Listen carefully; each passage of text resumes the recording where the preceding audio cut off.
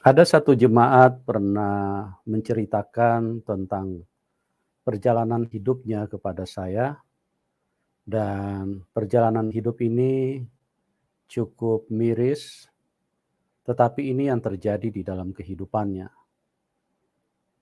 Adalah sesuatu yang membuat dia merasa sangat terpuruk, dan keadaan tersebut membuat dia sampai jatuh sakit, bahkan sampai seperti orang stres, orang dalam gangguan jiwa. Karena apa? Karena pertama, dia diceraikan suaminya. Terus kemudian setelah dia kehilangan suaminya, dia kemudian mau dipisahkan dari anak-anaknya. Karena suami ingin mengambil anak-anak dari hasil pernikahan yang mereka lakukan, dan ini semakin memperparah kehidupannya. Dan tidak berhenti di situ, terus kemudian setelah itu anaknya meninggal. Ini suatu hal yang memukul sekali kehidupan daripada kekasih ini. Di samping itu juga dia mengalami hal yang dia tidak harapkan, di mana keluarganya sendiri atau orang tuanya sendiri, ditambah lagi dengan saudara-saudaranya, sepertinya menjauhi dia. Bahkan bukan hanya menjauhi, kemudian memusuhinya. Karena ada hal-hal yang keluarganya merasa bahwa tidak cocok lagi dengan orang ini. Anaknya meninggal, diceraikan suaminya, ditinggalkan keluarganya, keluarganya menjauh dan tidak mengakui dia lagi sebagai anak. Dan kemudian usahanya jatuh bangkrut dan dia benar-benar jadi nothing. Dia tidak punya apa-apa, dia jadi nol. Bahkan mungkin kalau ada yang tersisa itu adalah hutang. Dengan kepedihan yang dalam, dengan situasi yang sangat memilukan. Memang ini bisa saja terjadi kepada seseorang. Dan kemungkinan juga ini terjadi kepada Anda yang sedang menyaksikan ini. Jadi artinya bahwa kita sedang dikepung dari segala arah. Tentu perkataan dikepung ini adalah sesuatu yang kita tidak sukai. Kita tidak harapkan, bahkan kita ingin menolak dan ingin menyingkirkan hal-hal yang sedang mengepung kita. Tapi apa daya, ini sudah ada di depan kita. Dan kita tidak mempunyai kuasa yang cukup, tidak mempunyai kemampuan yang lebih untuk menyingkirkan hal ini. Karena kita terbatas, kita manusia. Jadi kita harus melihat, yang pertama, kenyataan hal seperti ini sangat mungkin terjadi. Karena apa? Karena masalah tidak pernah datang meminta persetujuan dari kita. Masalah datang menemui hidup kita, tidak meminta tanda tangan dulu dari kita. Tidak meminta kita memberikan materai, kemudian mereka baru datang karena sudah legalitasnya sudah terpenuhi. Baru masalah datang. Bahkan sekalipun kita tidak suka, masalah itu datang. Sekalipun kita berusaha melawan, menghindari, tetap aja masalah itu datang. Jadi kenyataan hal seperti ini harus kita pahami dulu.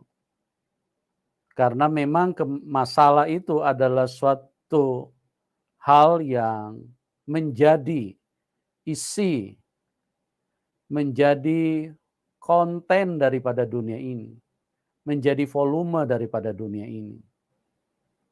Dari lahir manusia sudah diwarnai dengan segudang masalah. Itu sebabnya setiap kali bayi lahir, tidak ada bayi yang lahir kemudian tersenyum dan tertawa-tertawa, tidak ada.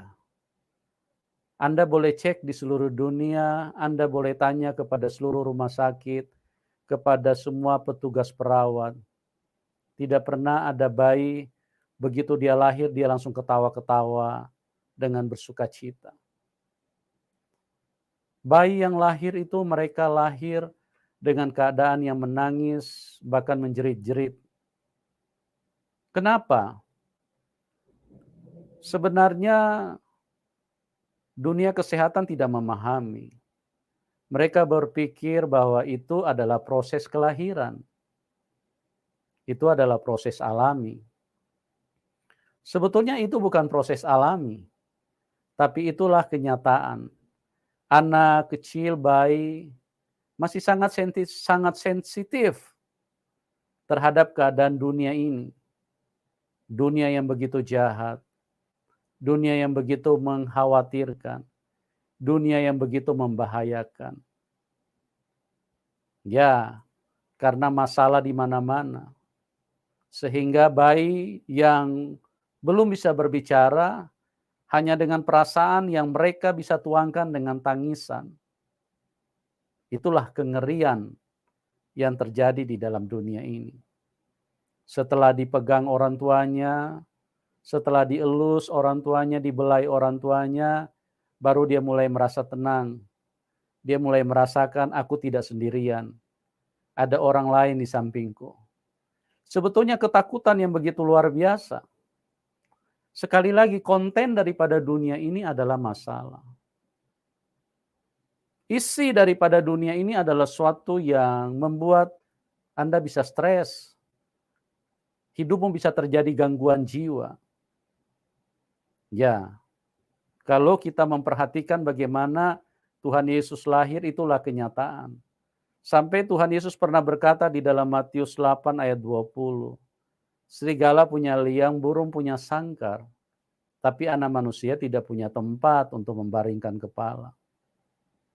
Sangat memilukan terlahir di dalam dunia ini. Bahkan Ayub pernah mengutuki hari kelahirannya. Di dalam Ayub pasal ketiga. Dulu saya tidak mengerti.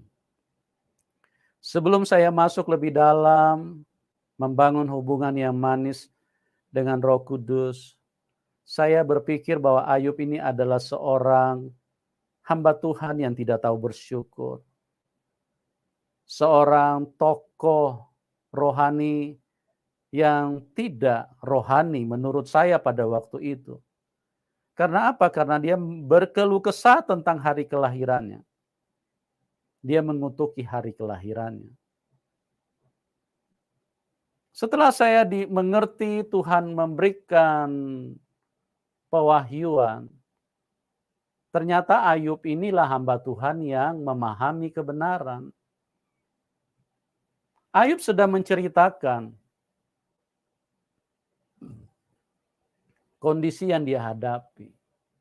Ayub sedang menceritakan kenyataan di dunia itu seperti itu. Dia mengutuki, ada berapa hal yang kalau kita baca tanpa memahami firman Tuhan, tanpa diurapi Roh Kudus, kita akan terkaget-kaget. Kok ada seorang tokoh Alkitab yang mengutuki hari kelahirannya?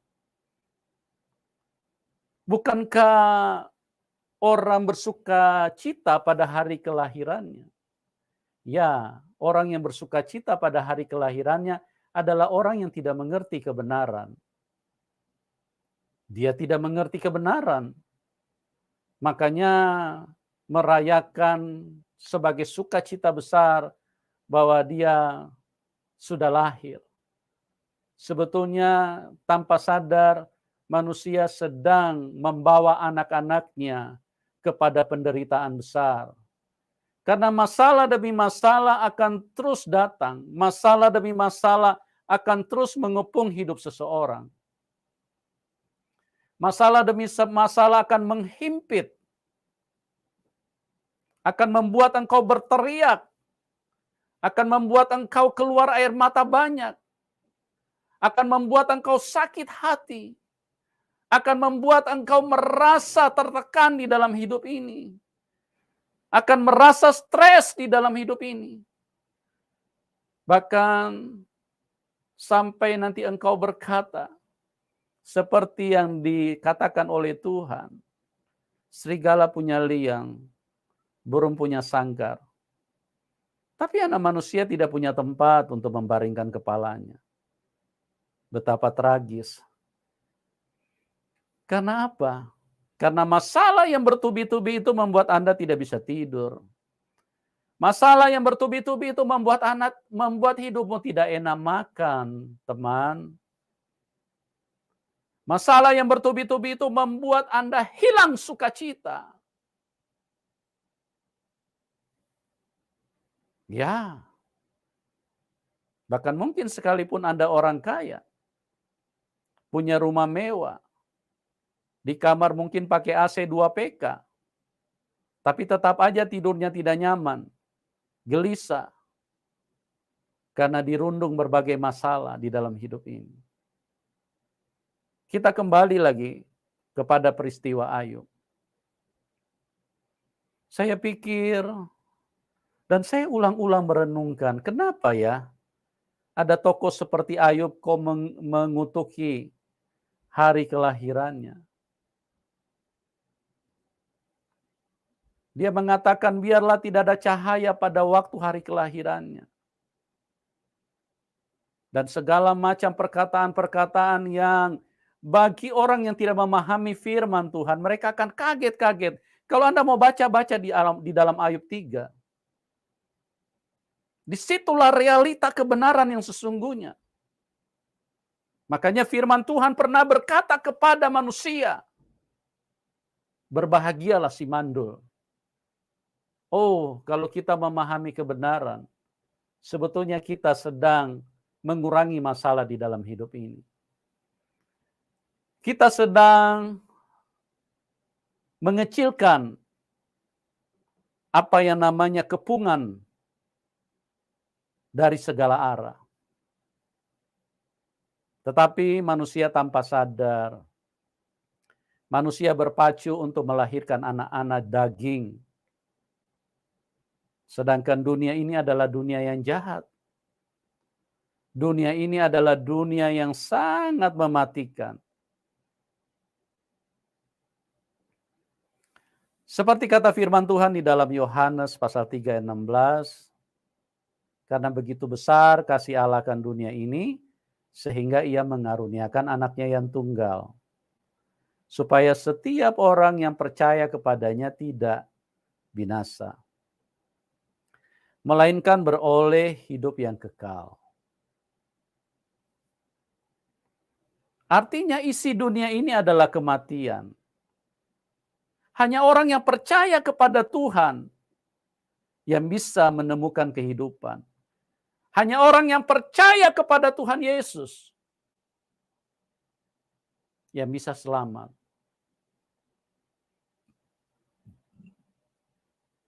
Betapa mengerikan. Tapi manusia tidak sadar karena hidup di luar kebenaran. Manusia tidak paham kebenaran.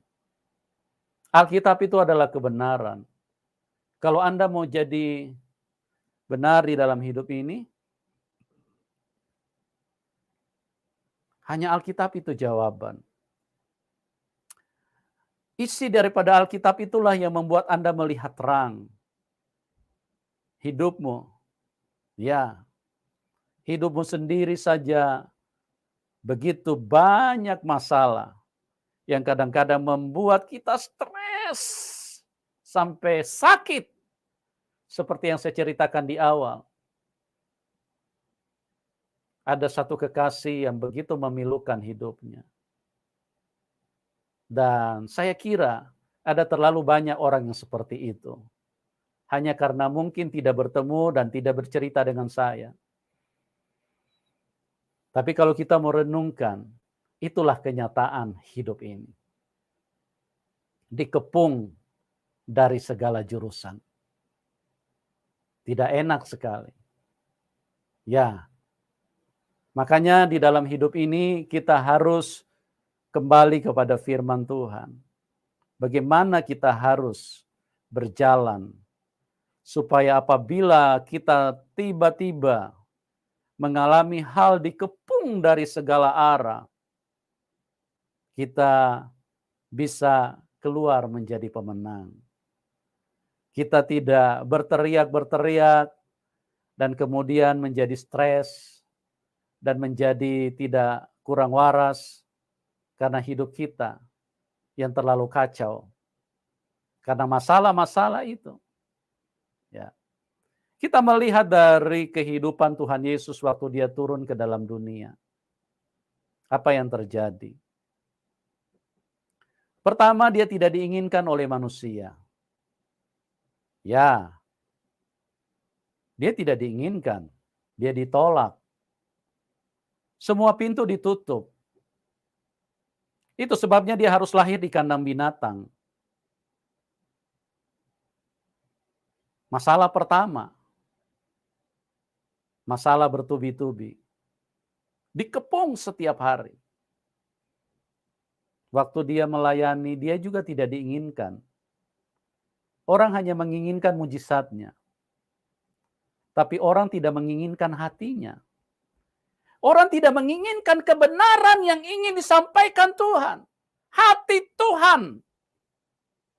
Pesan yang berasal dari Tuhan. Itu tidak diinginkan oleh manusia. Manusia menutup telinga rapat-rapat. Karena manusia tidak mau mendengarkan kebenaran. Setiap kali Tuhan berbicara, terjadi perselisihan. Mereka bertengkar, mereka selalu menantang Tuhan. Mereka melawan. Orang Israel berkata, orang ini kerasukan setan. Orang ini dikuasai oleh Beelzebub.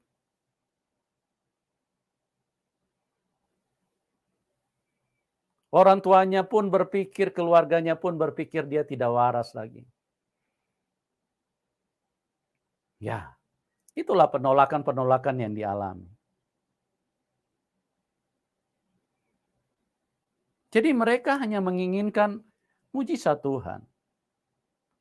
Mereka hanya menginginkan perbuatan-perbuatan yang menyamankan daging mereka. Oke, saya tidak akan berlama-lama di situ. Karena memang itu tabiat manusia. Tapi yang saya ingin menceritakan, bahwa masalah yang dihadapi, diperhadapkan kepada Tuhan ini adalah sebuah kenyataan yang mutlak. Yang sangat akurat. Inilah kehidupan di dalam dunia. Dia di akhir daripada pelayanannya setelah dia melakukan banyak hal, dia menolong orang Israel. Dia menyembuhkan mereka yang sakit. Dia memberi makan yang tidak punya makan. Dia memberi hidup.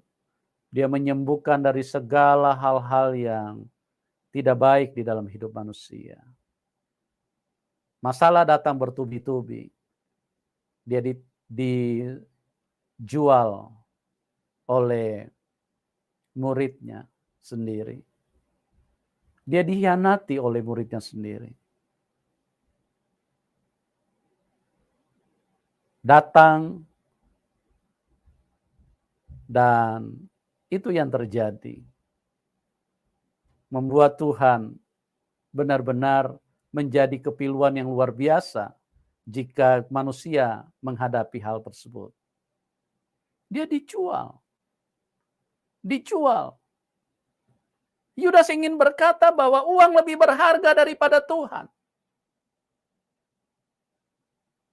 Uang lebih berharga daripada Tuhan. Mungkin Anda berkata, kalau saya tidak begitu, jangan dulu bos. Sabar dulu. Belum tentu. Kadang-kadang hanya pikiranmu yang belum terbuka, jadi engkau tidak mengerti sebetulnya engkau hidup sama dengan Yudas. Ya, banyak orang orientasinya lebih ke uang daripada ke Tuhan.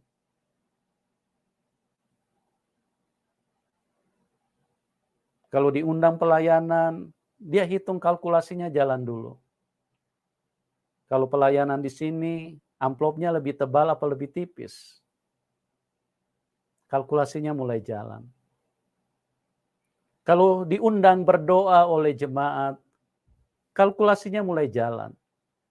Predikat sih hamba Tuhan. Tapi dia mulai melihat yang undang ini dompet tebal atau dompet tipis. Atau jangan-jangan dompetnya kosong. Ya, ini sama dengan Yudas. Jadi kita nggak usah terlalu melihat bahwa Yudas sebagai tokoh yang sangat eh, berbahaya. Sebetulnya dari dalamnya, isinya, casingnya, namanya mungkin Anda berbeda. Mungkin Anda bernama Paulus, mungkin ya. Tapi kontennya, isinya Yudas. Casingnya aja Paulus. Mungkin casingnya Anda Samuel.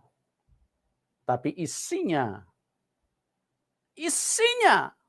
Anda adalah Yudas. Dia dijual, dia tidak diinginkan oleh Yudas. Yudas lebih memilih uang datang di dalam hidupnya.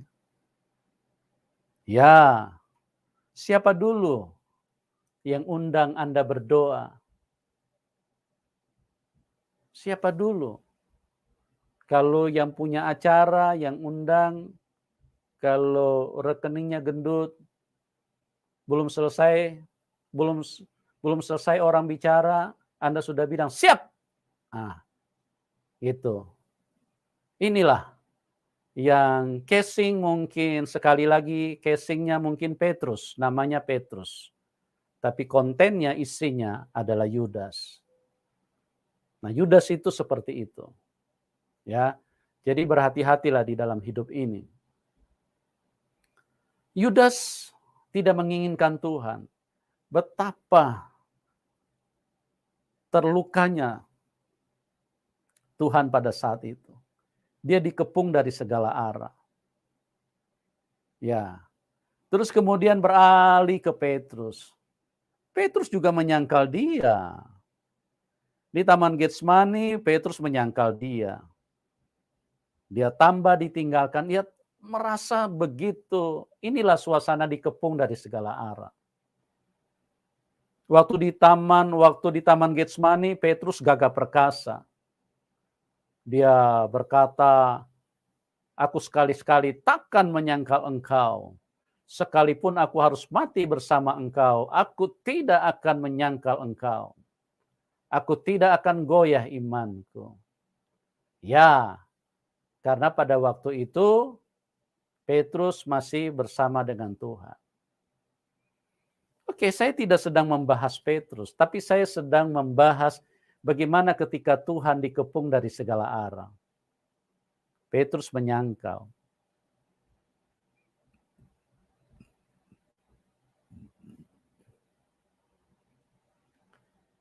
Murid-muridnya bertanya, engkau kenal ini? Tidak. Siapa dia? Bukankah engkau salah seorang dari muridnya? Aku tidak kenal orang yang kau maksudkan. Sakit betul. Ini dikepung dari segala arah. Ya. Ini Tuhan loh. Ini bukan hanya sekelas orang tua. Kalau Anda punya anak, terus kemudian anakmu berkata pada saat engkau datang dan mau masuk ke dalam rumah, engkau bertamu di rumah anakmu. Engkau mau main ke rumah anakmu. Terus anakmu berkata, aku tidak kenal dia. Siapa dia? Betapa terlukanya. Dan renungkan baik-baik. Ini Tuhan. Dia jauh lebih penting, dia jauh di atas orang tua kita. Orang tua kita itu hanya menikmati kesenangan. Mohon maaf ini, saya tidak sedang berbicara hal yang lain. Saya sedang mengingatkan kita, kebanyakan juga orang tua merasa lebih besar dari Tuhan. Dia merasa dia ingin menguasai anak-anaknya, dia merasa segala-galanya. Orang tua dengan anak itu hanya sekedar berbeda jam kelahirannya. Ya, memang anak berhutang budi kepada orang tua karena sudah diurus. Tapi ingat, yang memberi kekuatan kepada Anda itu Tuhan. Yang memberi kasih kepada Anda itu Tuhan untuk mengurus anakmu. Tapi kalau Tuhan, dialah sumber segala-galanya. Tapi Tuhan tidak pernah menjadi prioritas utama di dalam kehidupan manusia. Orang seringkali berkata, orang tualah segala-galanya buat saya. Tidak bisa, Anda durhaka. Mungkin sama orang tua Anda dipuji, tapi di hadapan Tuhan Anda terlalu mengkerdilkan Tuhan. Tuhanlah segala-galanya buat kita. Ya, tanpa orang tua kita bisa hidup kok. Tuhan bisa pakai siapa saja. Kalau tanpa Tuhan Anda tidak bisa hidup. Karena semuanya itu dari Tuhan di dalam hidupmu.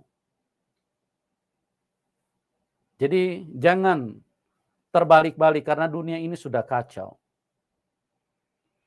Oke, kita kembali. Tuhan hianati.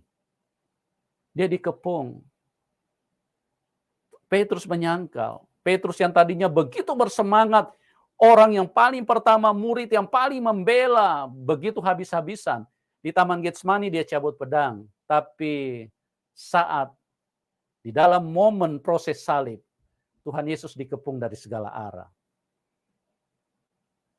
Petrus menyangkal, saya tidak kenal dia, siapa dia? Dia bersumpah, aku tidak kenal orang itu. Tidak ada yang menginginkan Tuhan. Tidak ada yang menyukai Tuhan.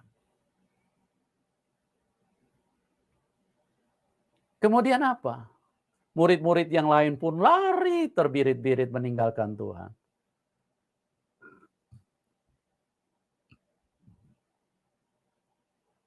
Semuanya pergi.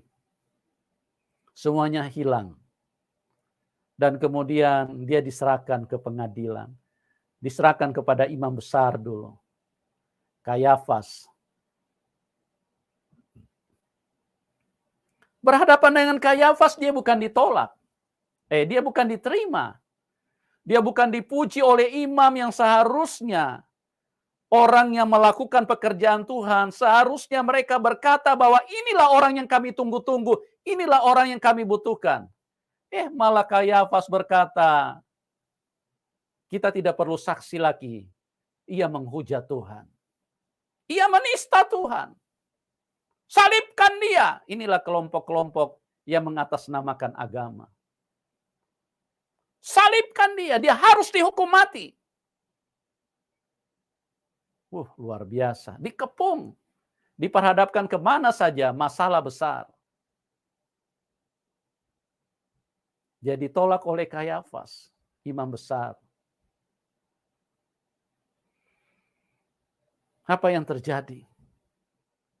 Waktu Pilatus bersuara, maukah kamu aku membebaskan raja orang Yahudi? Mereka berteriak-teriak, salibkan dia. Kami tidak menginginkan dia. Salibkan dia. Dikepung dari segala jurusan. Yang mereka kehendaki hanya satu, Tuhan harus mati. Tuhan tidak boleh hidup. Tuhan harus segera berhenti di dunia ini. Dan itulah kenyataan betapa jahatnya dunia ini.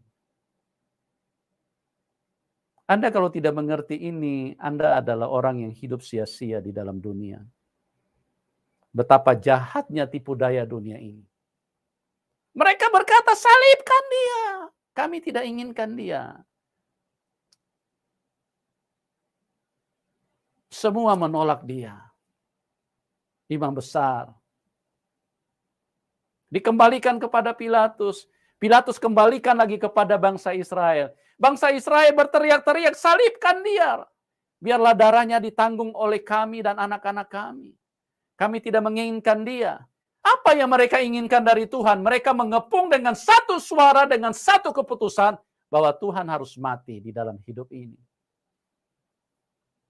Jadi jangan kaget-kagetan ya. Teman-teman, kalau Anda punya masalah, jangan langsung terlalu merasa sepertinya Anda manusia paling malang. Walaupun Anda tidak tinggal di kota Malang.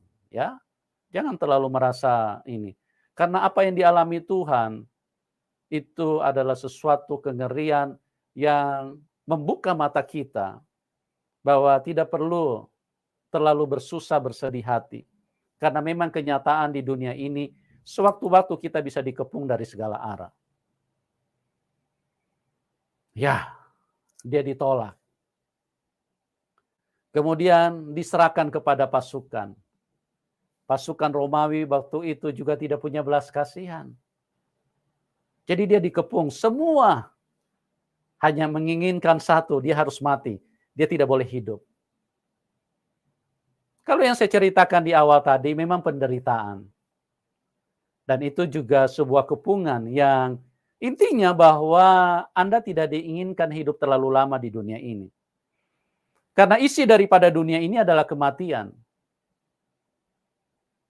Dunia ini kerjaannya membunuh. Itulah iblis. Iblis adalah pembunuh manusia sejak semula. Yohanes 8 ayat 44. Iblis adalah pembunuh manusia sejak semula. Dan itulah sebabnya di dunia ini isinya kematian. Makanya kalau ada orang yang suka berteriak-teriak halal darahnya, dia halal darahnya. Ya, itu orang yang dikuasai setan. Cuma mengatasnamakan hal-hal tertentu. Mungkin mereka menganggap mereka adalah orang yang bertuhan, atau mereka menganggap bahwa mereka adalah orang benar. Tapi sebetulnya orang-orang seperti itu adalah orang yang dikuasai setan tanpa mereka sadari. Halal darahnya. Iblis itu memang kerjaannya membunuh. Dan suka membunuh sekali. Dia pakai tentu manusia yang lain. Manusia dipakai untuk saling membunuh, saling mematikan. Makanya kalau kita lihat begitu banyak manusia yang hadir dan kemudian saling membunuh, saling menghabisi, bertikai. Itu adalah ciri-ciri bagaimana setan menguasai kehidupan mereka. Nah, dalam hal ini bagaimana caranya pada saat Anda sedang dikepung dari segala arah? Ya, apa yang diinginkan oleh Tuhan? Anda memahami kebenaran. Supaya Anda tidak terjebak dan Anda tidak salah melangkah. Dan Anda tidak cari pembelaan dari yang lain-lain. Kita melihat satu ketika bahwa bangsa Israel pernah mengalami hal seperti itu waktu mereka dibawa keluar dari Mesir. Ya, kita lihat di dalam ayatnya di dalam Keluaran pasal yang ke-14. Ketika Firaun telah dekat, orang Israel menoleh, maka tampaklah orang Mesir bergerak menyusul mereka. Lalu sangat ketakutanlah orang Israel, dan mereka berseru-seru kepada Tuhan. Iya, waktu Firaun telah dekat, Firaun mengejar dari belakang tentunya. Waktu mereka telah dekat, Israel kan ada di depan, dan mereka dikejar. Mereka sangat ketakutan, dan mereka berseru-seru kepada Tuhan. Terus apa yang terjadi? Dan mereka berkata kepada Musa, "Apakah karena tidak ada kuburan di Mesir, maka engkau membawa kami untuk mati di padang gurun ini?" Ya, apakah karena tidak ada kuburan di Mesir, sehingga engkau membawa kami untuk mati di padang gurun ini? Mereka tidak mengerti bagaimana Tuhan sebetulnya ingin mengeluarkan mereka dari kepungan itu. Dari dikepung oleh segala yang membahayakan. Mereka tidak tahu bahwa Tuhan itu justru ingin melepaskan mereka dari situ. Ayat selanjutnya. "Apakah yang kau perbuat ini terhadap kami dengan membawa kami keluar dari Mesir? Bukankah ini telah kami katakan kepadamu di Mesir? Janganlah mengganggu kami, dan biarlah kami bekerja pada orang Mesir. Sebab lebih baik bagi kami untuk bekerja pada orang Mesir daripada mati di padang gurun ini. Ya, inilah orang-orang bodoh, ya, padahal mereka umat Tuhan loh. Mereka ini adalah bangsa yang dipilih Tuhan, tapi pikiran, otaknya, hatinya ini orang bodoh karena hidup di dalam kegelapan. Yang mereka pikirkan selalu tentang kematian. Sebab lebih baik bagi kami untuk bekerja pada orang Mesir daripada mati di padang gurun ini. Mereka tidak tahu bahwa Allah mereka adalah Allah yang hidup. Tuhan mereka adalah Tuhan kehidupan yang menciptakan kehidupan. Yang mereka tahu, mereka telah dirusak, disesatkan setan, dicekokin dengan setan di dalam pikiran mereka. Mereka cuma berpikir selalu tentang kematian. Ya, daripada kami mati di padang gurun ini, yang ada dalam pikiran mereka kematian. Sama waktu mereka berjumpa dengan Tuhan Yesus, pikiran mereka hanya bagaimana Tuhan ini cepat mati.